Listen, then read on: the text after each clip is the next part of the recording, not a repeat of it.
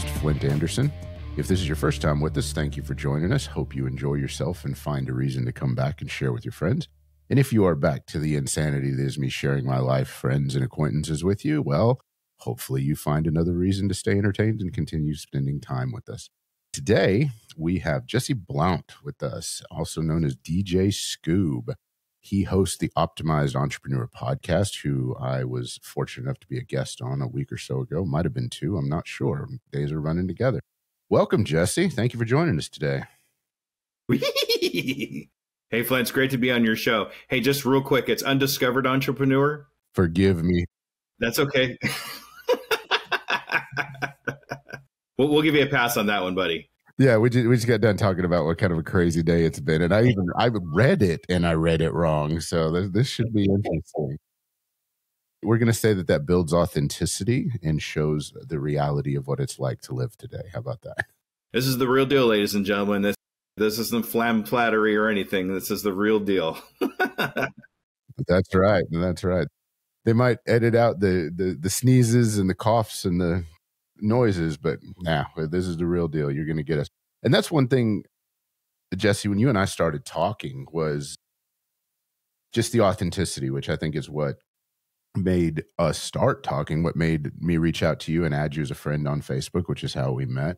The fact that you take time out of an incredibly busy schedule, and I'm asking you to share that just a little bit, however much you want, to give entrepreneurs, and specifically new entrepreneurs, a voice and a chance. And I know that's something that those of us who have been entrepreneurs for a long time really wish we would have had. It would have made life easier.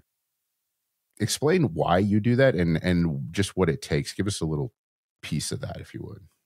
So why I do it. Okay, so it's the opportunity that I never got, that I now have an opportunity to give to somebody else. If you listen to a lot of podcasts and things of that nature, you're always listening to the one that has the 6-figure income, that's been doing it for 10 years and that kind of thing. And that's all fine. And we could definitely learn something from them. But what about the people that are just getting started? Let's give them a chance, because them getting started is an adventure in itself. And we can learn from those people that are just getting started, their adventure, what they've experienced, what kind of pitfalls they've come across. So we all have some kind of common ground to work with when it comes to starting a new entrepreneur adventure.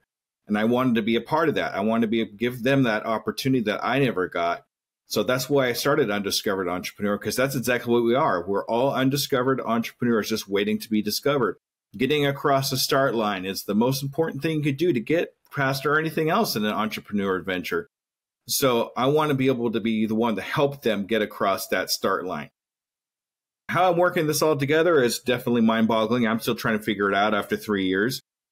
I do work at a hospital during the daytime from 6 a.m. on. I'm an EVS, which is a fancy way of saying I take trash around all day. But it does give me an opportunity to do research, because nobody talks to the trash guy. So I stick an earbud in my ear and listen to entrepreneur-style podcasts, books, and that nature. Educate myself just constantly 8 hours a day. I think it's fantastic. And then at night, after 4 p.m. on to about 11 p.m., I work as a server in a restaurant called Getting Basted, which is the nation's best barbecue restaurant right now, as of this recording. So it's always busy there, but I love doing it because I love talking to people. And then somewhere squished in all of that, I have podcasting and family. So I stay busy. Thank you for sharing that. Because all too often, it's real easy to, I know we all are guilty of this, but it's real easy to look on the other side of the screen or have that AirPod in your ear and listen and hear, okay, well, it's different for them. It must be easy. They've got all the time in the world to dedicate to this. So finding out what we really have to do to get out there, that makes a difference. And it's funny the way you describe that, because being a guest on your podcast, I came on as a senior entrepreneur. So I got to talk to a lot of those younger guys and gals out there that are just getting started and share what I wish I had known. And one reason that I wanted to trade out here so that you could share part of your story with my audience and get plugged in out there. So some of you newer entrepreneurs, he definitely has a very interesting podcast and a very interesting approach to it. You want to reach out to him and start following him. You're going to learn a lot. And you're going to learn a lot about all of just the myriad of different ways there are to make money and have businesses out there. You don't really have to stress out about starting one. You could start with one with your phone if you have to. I mean, just work with what you got, because that's what I did.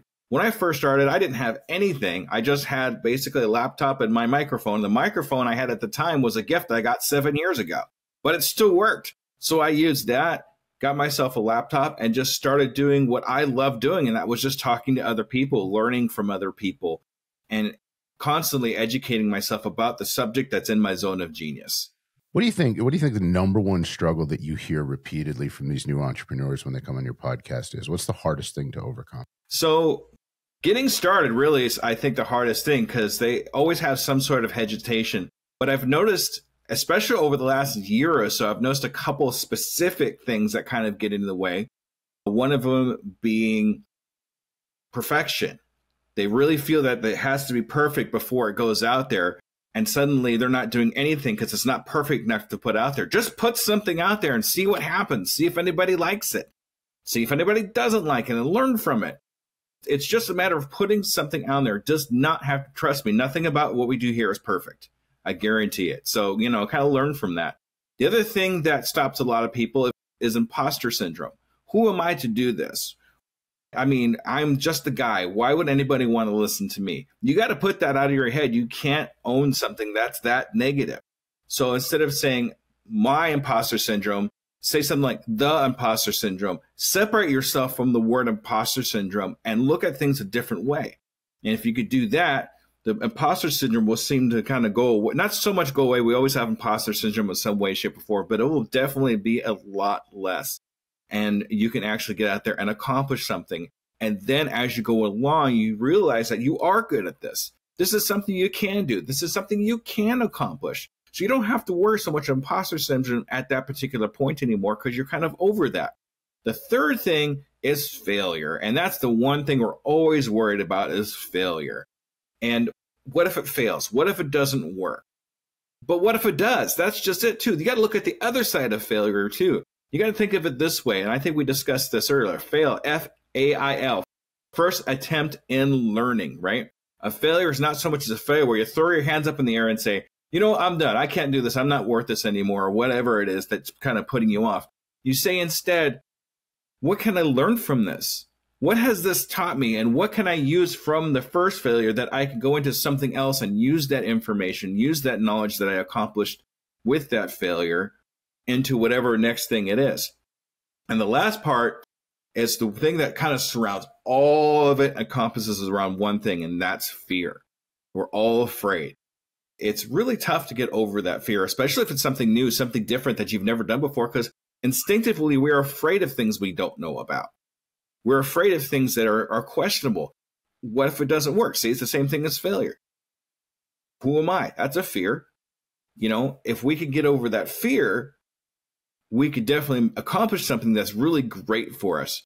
I'm a big acronym guy. What can I say? So fear is false evidence appearing real. These things aren't a saber-toothed tiger that's going to bite you in the butt, right? These are things that's in our head that we can actually overcome, because it's a thought process. It's a headspace that we're in.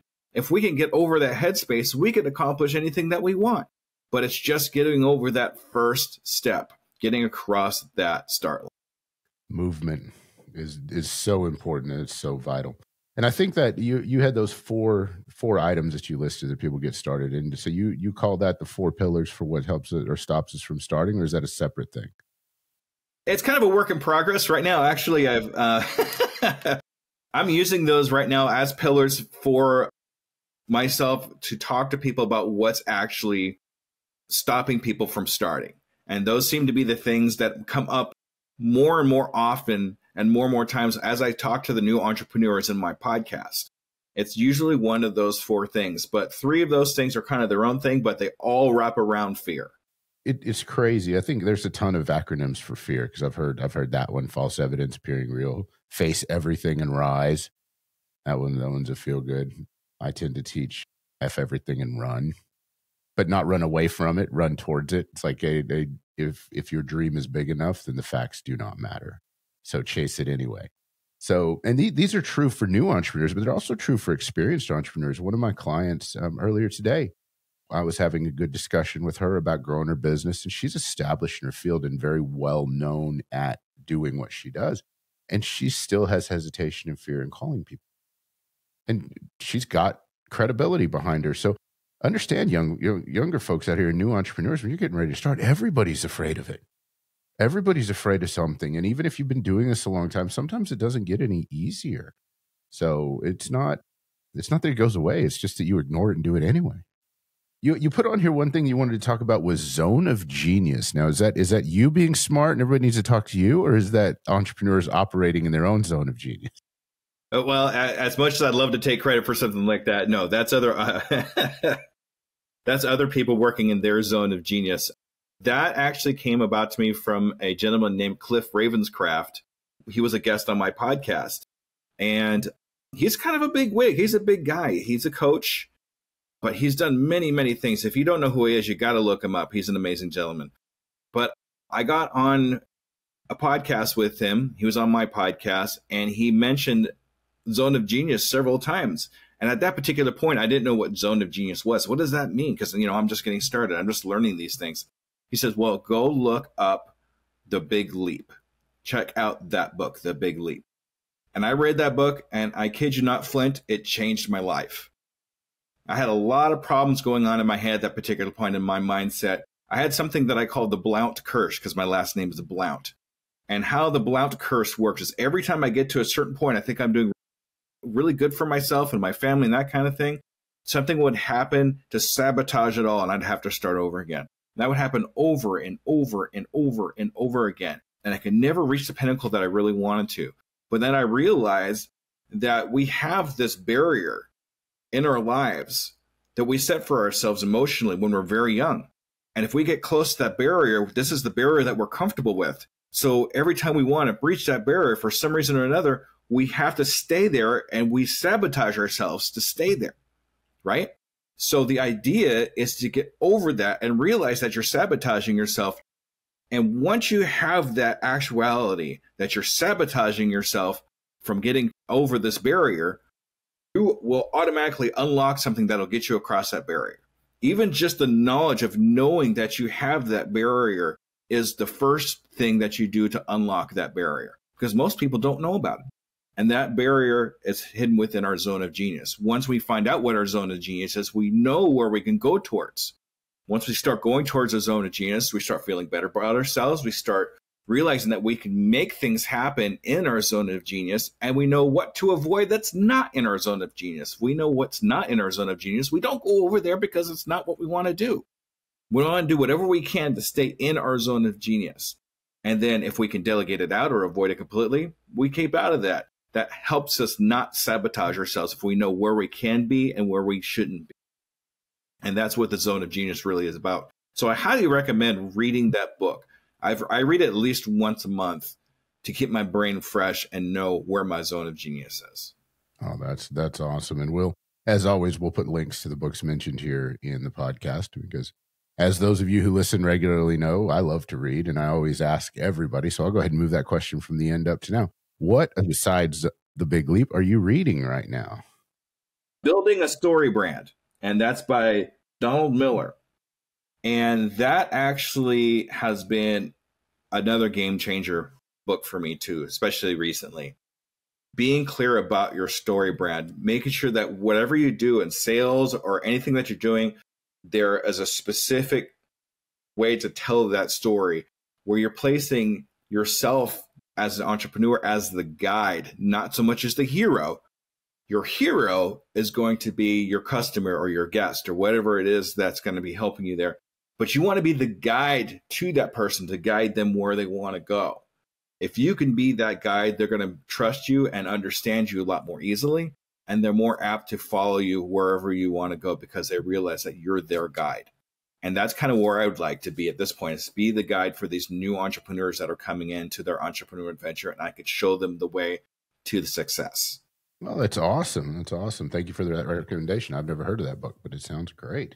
I usually will refer to mental real estate, and then you got to be real stingy with that, especially when you get busy as an entrepreneur, as to who and what you apply your mental real estate to. It's just another way of describing mindset. So talk to us for a minute about what you've seen in interviewing these young entrepreneurs about the power and necessity of a good mindset. Well, I'm going to kind of branch off of what you're talking about too, the mental real estate. When we have the opportunity to say yes to something or no to something, we're either taking up real estate or opening up real estate in our minds, right? You have to understand that whatever you say no to, you're saying yes to something else. But whatever you're saying yes to, what are you saying no to? What are you saying no to? Fill up that time, but you have to take time away and mental real estate in your head to be able to do whatever it is you're saying yes to. When I hear mental real estate, that's the first thing goes to my head. What am I saying yes to? And what do I have to say no to accomplish that yes? But at the same time, too, when you're saying no to something, you're opening up real estate for yourself to do something more productive, something that might be in your zone of genius a little bit more. Just don't say yes to everything, even though you want to. Trust me, when you're first getting started, you want to say yes to everything because you don't want to miss that opportunity that's going to make things or break things for you, right? We always want to take that opportunity. Yeah, I'll do that because it looks good. Yeah, but then you start building things up, and now you can't do anything efficiently because you've taken up all your mental real estate, right? So we have to be comfortable with saying no. And it's not so much as saying no to the person that's actually, saying, hey, can you do this for me? But it's saying no to the thing that they're actually offering to you. I like you as a person, and I want to say yes, but I can't say no. I'm not saying no to you as a person because you're my friend. I really like you as a person, but I'm saying no to the situation. And that's the big challenge. I think one thing that we all struggle with, heck, I still struggle with it, is learning to say no and understanding, one, no is a complete sentence. It does not require any additional explanation. You don't have to explain why you're saying no to anybody. Oh, maybe your spouse or significant other. They probably need to know. And two, there are so many opportunities out there when you start putting yourself out there as an entrepreneur. It seems like there's a program or something going on or somewhere you can volunteer or do something that you're going to end up saying no a lot. And if you don't, you're not going to have time to actually build your business because you'll be so busy participating in all these other things out there. Discernment is a very powerful piece of your mindset as a new entrepreneur. Wouldn't you agree? Definitely. It's definitely discernment. You got to understand where to make that decision. If you could think of a way to do things ahead of time, so when you have that decision come up, you can make that decision quickly and honestly. You don't want to just make a snap decisions. If you have to make a snap decision, be ready for it ahead of time, even though that's not really the definition of snap decisions. But if you could think about things ahead of time and understand what that decision might mean to you as a person and as your business, it's a good idea to try to get that known ahead of time. But if you have to make that snap decision, make sure it's the right one. And that's actually, I'm going to go right back into it again. That's why you know where your zone of genius is, because if that snap decision is not in your zone of genius, it's probably likely it's not a good decision to go forward with it. That doesn't apply to skills that you need to enhance your zone of genius. It applies to it applies to doing things that are outside of your zone of genius. There is a difference there. One of the things that I teach and I talk to new entrepreneurs about, and we touched base on this on your podcast a little bit, is defining why you're doing what you're doing. What is your dream? And how do you convert that into a goal?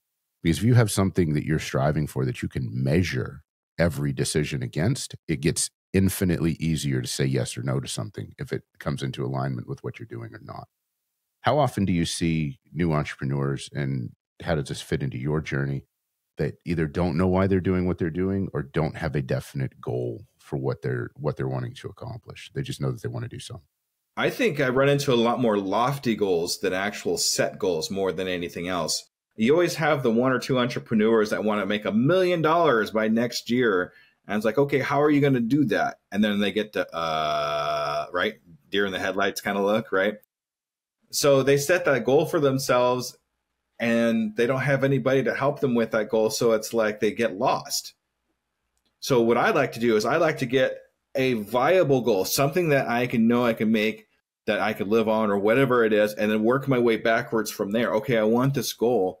What's one step back from that goal? Okay, what's one step back from that goal? What's one step back from that goal? That's where you want to start. And if you do it that way, you actually have a roadmap to get to that final goal. And I think a lot of entrepreneurs they just think about that end goal, but they don't think about how to actually get to that end goal or even how to set goals to get to that end goal. I think they just make the mistake of just saying, there's the goal, go for it. And they just run right into it. And I agree with that. There's not a lot of even training that we get when we're younger in school that shows, okay, everybody says you should have a goal and you should have a dream, but they failed to teach you what do I need to do tomorrow to make that happen? So you end up with that deer in the headlights look. And it's awful hard to know when you got there if you don't know where you're going. Exactly. That's when you have to enlist the help of other people. You enlist the help of coaches, or you enlist the help of mentors or virtual mentors, or people like Flint, that know we've lived this already. We know how to get there. Let us impart that knowledge to you so you can get there too. That's a good point, Jesse. It really is. Give us your opinion on how to select a mentor or a coach, and either virtual or in-person coach. It really depends on you. Same with a mentor, but give us what criteria you would suggest that they use to make those choices. How can you make a good choice about that? I think the very first thing you got to make sure is that you mentally match your coach. You get someone like me, I'll give you, here's an example. Someone like me, if I get the coach that looks at that and says, you need to do this is what you need to do to succeed, and this, and tells you what to do, I'm not about that. It's a little too intimidating for me to want to listen to. I'm a soft guy. What can I say? I got a squishy heart, And if I get somebody, that doesn't like understand that I have a squishy heart, they're not going to match up to me. Now, if I have someone that actually talks to me like a human, says, hey, what do you think? What is your feeling? What do you want to accomplish? And let me come up with the ideas myself, then I'm more likely to actually take part of those steps, because I made up those steps myself. Those steps are my ideas. So I want to complete those steps, because if I don't, I'm not holding myself accountable, and I'm not holding myself accountable to my coach. So you want to make sure that personality-wise, it's a coach that's somebody that matches your personality. And then how do they actually go about that? What is their process? Does the process match kind of what you think you can accomplish? If their process is way out, like level 5, level 6, and you're level 0, level 1, it's not going to match up very well. So for me, the people that I match up with are like level 0s and level 1s, because that's where I'm at right now. I would like a coach that would maybe be a level 2. That way I can have something to reach. But going up to level 5 right off the bat, it's like when you're starting a video game in the very beginning, they put you at the end level. It just doesn't work, because you don't know how any of the buttons work yet, right? So that's kind of how I equate that. That's an amazing analogy, and it's really good. And that applies no matter what level you're at, to be honest with you, because especially the video games. My sons play Sea of Thieves. I couldn't get off the demonstration island. I was like, man, this game is hard, and they're already out there. So knowing yourself is important, from what you just said. Knowing yourself and how you learn and how you listen, because that's something else we're not taught, is how to listen to somebody and how to take guidance and accept it. And hiring a coach or seeking a mentor or guidance that's qualified to give it. I always say never take advice from anybody that's not qualified to give it. Well, you got to combine those two, because you got to be willing to listen to the advice that's being given, especially if you're paying for it. And do you want somebody that's just going to tell you what to do, or do you want somebody that's actually going to take your dreams and your goals and help you figure out how to get them yourself? It's hypercritical. And I'm going to give a lot of young entrepreneurs out there a warning right now. The coaching space is so flooded with people thinking that they're a coach or they can do this. They have no clients. They have no proof of concept. They have no system in place that's going to do anything. So vet these folks ahead of time. If they're charging you money for it, ask them for some credibility, ask them for some follow-up. That's okay. These are not rude questions. What would you consider, Jesse, would be proof of concept if a coach was either full of it or able to produce what they were saying? What would be some of those markers that these young guys should look for? Keep an eye on their accomplishments, what they say they accomplished so far. Give an example. If you have a guy you meet on TikTok saying, hey, I can get you 10,000 followers, and you look on his TikTok and he has 100, stuff like that. That's kind of one of the first things I would be looking at. Find out who he is as a person. I mean, ask him questions. Don't just dive right into it. Ask him a few questions about, hey, what have you accomplished? What can you tell me about yourself? Does he have any people that he's worked with already that you could contact? Do you have somebody that you've had worked with and actually had success with, how do I get a hold of them and ask them about you? You know, testimonies is a great way to do it too. And just make sure they're actual testimonies and not like computer generated or, you know, whatever this heck's going on right now. It's too easy to do. You know, find out about that person as a person.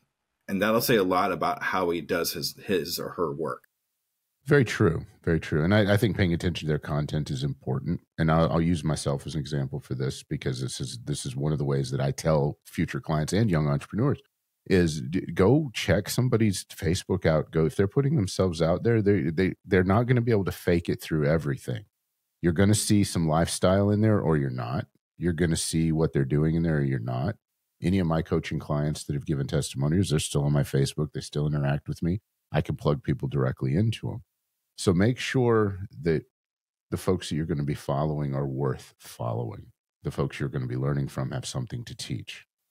21-year-old life coach that comes up to you or to me, probably not going to be able to give us the advice that we're looking for. I don't know. If you ask them what a cassette is and they don't know, then you might want to look them up.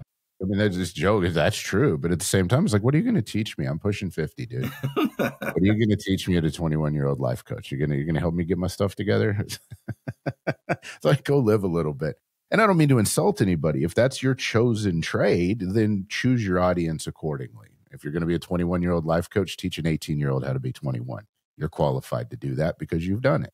I don't mean to contradict what you're saying. Here we go. Here comes the hot take. I don't mean to contradict exactly what you're saying. But at the same time, even though they're 21, they actually still might have something you could learn from, something you've never heard of before. I wouldn't count them completely out, but I wouldn't ask them to run my life either.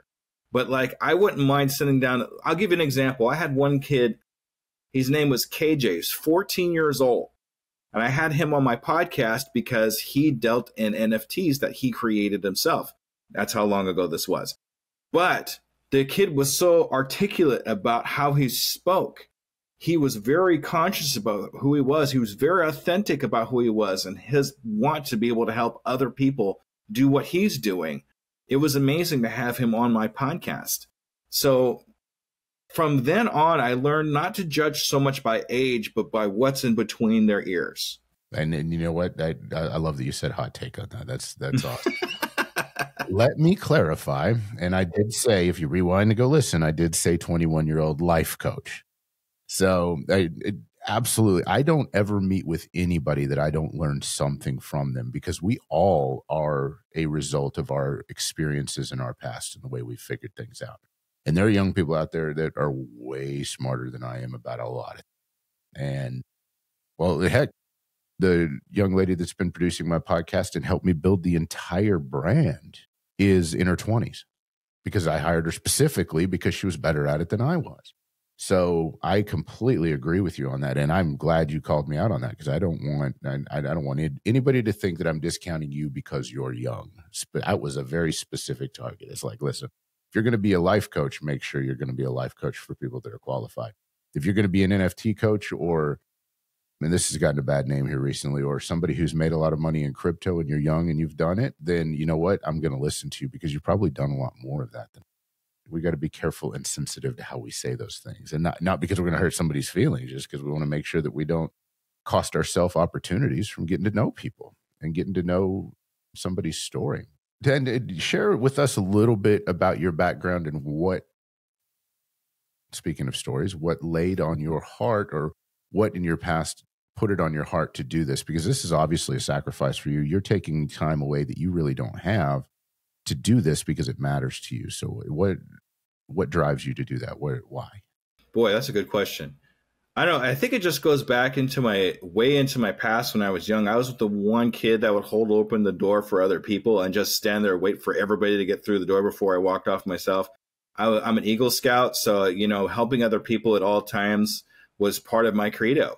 So it was always helping other people from a youngin' all the way up to now. It's always about helping other people and finding new ways to be able to help people with whatever knowledge I have up in this melon I have that's called a brain. If I can help people, then I want to do it. So I think it just stems from there. And then I realized that I had a knack for selling things and negotiation. I was that kid who was 10, 11 years old, will walk out to the flea market with $10, come back with 2 armfuls full of stuff and still have $3 left, and then go sell it out on his lawn. So, and then from there, I became a car salesman. I was a car salesman for 16 years. So look, I have the sales, bug in me too. And then I sold water filtration systems, vacuum cleaners, cell phones, long distance service, all kinds of stuff. And then the people I met along the way too, the other salespeople around me too, learning from them and incorporating the best parts about those people into myself and just kind of mashing it with me made me who I am today. So I think just the passion of sales, the passion of helping other people, and the passion of podcasting just rolled it all into what you're seeing today. That's huge. And thank you for sharing that. Do you do podcasting as a hobby? Do you do it as an ultimate full-time career? What's your ultimate goal with this as far as that goes? So, okay. So we're speaking of goals, right? We're going to get into that now. So podcasting for me right now at this particular moment is a passion going into a project. So when I first started doing podcasting about 3 years ago, it was because of a failure that I had, and I learned from that failure about podcasting. And then I loved podcasting so much, I kind of pushed everything else to the side, started concentrating on podcasting, then started realizing I can possibly make a career out of podcasting. So it grew a little bit further than that. And now what I'm really trying to do is quit both jobs, because that's my goal here at the end, is quit both jobs and do podcasting, coaching, and public speaking as my career. And that way it doesn't have to end. I mean, when you work a regular 9-to-5 job, you reach a certain point where they give you a watch, a couple bucks, and say, thank you, have a nice day. But when you're an entrepreneur, it goes as long as you want it to, as long as you can, as long as you can physically do it, you do it. Look at people like Zig Ziglar, for example. He did it until he was well into his mid-80s, 90s. And he was still up on stage speaking and helping other people and imparting his knowledge out to the next generation. That's what I want to be doing, is taking this knowledge that I've accumulated over the last 20 some odd years and imparting it out to other people and imparting it to the younger generation and part of the people that want to get across the star line so they have a passion like I do. That's an awesome, noble goal. And how can the listeners, how can everybody out there connect with you? If you want to connect with me very easily, you could go to my link tree. So it's linktr.ee/DJ Scoob. So it's linktr.ee DJ Scoob. I do have my website. You can reach me there, tuepodcast.net, that's a good way to do it. And if you want to hear everything that I have to say, you could always check me out at Undiscovered Entrepreneur on YouTube and all your podcasting apparatuses. All the platforms. We will put all of your links in the bio and description for the show too. So any of my listeners that want to go connect with him, go listen to some of these guys' ideas and go listen to the way that he talks to them. You'll take away something from every episode. And I love the fact that you have a specific dream and a goal, and that's what you're working toward. And you said the gold watch and a couple bucks, and hey, go on, put yourself out to pasture. Call that here that you do not have to believe the lie that you've been sold about 40 years. You can live a life of freedom and abundance. It's simple, but it's not easy. It's very simple to have an idea, have a good idea, and be good at it. And it's not easy to implement, but it's worth every bit of the hard work you would do. So before we break, and we've been at it almost 40 minutes here, outside of everything else, what do you do for fun or to relax or to kind of decompress? Do you have anything? Do you have time for anything? What does decompress mean? I'm just kidding. So, so if I ever get, a little bit of time to myself to do anything, I do like playing video games with my son, even though I have no idea what I'm doing. So spending time that's his thing. He loves video games. He actually plays semi-professionally. So, which is pretty neat because that's his zone of genius. Okay, whatever. But I really love watching really bad, horrible movies. Do tell. That's just one of my favorite pastimes. One of the things I love to do is to watch movies that nobody else can get all the way through, just so I could say I actually went through it. So Are we talking like Mystery Science Theater 3000 bad movies, or give us an idea of some kind of bad movies you like? Oh, yes. Oh, yes. As a matter of fact, I own one of the worst movies ever made to this date, Monos, The Hands of Fate. And I have that on DVD. Have you ever heard of that? I have not. I was going to go with Plan 9 from Outer Space. No, that's a good one, too. That's a good one, too. If you look back, we're going to get really off subject now with the entrepreneur thing, but if you ever watch Mystery Science Theater 3000, they actually show Monos, The Hands of Fate, and that's the only movie that two scientists apologized to the guys for showing them. That's how bad it was. Oh, my goodness. So really bad movies. Yes, and then that was actually double featured with Santa Claus versus the Martians. Never heard of that one either. These are some hardcore B movies. Almost this movie. I got you. I was expecting something along the lines of Howard the Duck or. Oh, dude, I love Howard the Duck, though. I don't care how bad that everybody says it. That movie was fantastic. I just watched that again for just here recently. I saw it was on sale, I think, and I bought it. I'm like, man, I haven't seen this forever. I like cheesy movies. I like cheesy feel-good movies sometimes. And it's one thing, and this really, you said it was off the subject of being an entrepreneur, but it's really not. Because one thing that you have to do when you're putting this much pressure on yourself, and let's face it, when you're an entrepreneur, you're the head cook and bottle washer. You're the one who's responsible for everything. You have to have a way to compartmentalize and completely let your brain cool off, for lack of a better term. And that could be anything. That can be exercise. That can be working out. It could be watching bad movies. It could be playing a game. It could be spending time with your kids, whatever. But when you unplug and you truly unplug, you should have something that you enjoy doing. I don't believe getting burnt out is a thing, but so that you don't just hate what you're doing as an entrepreneur.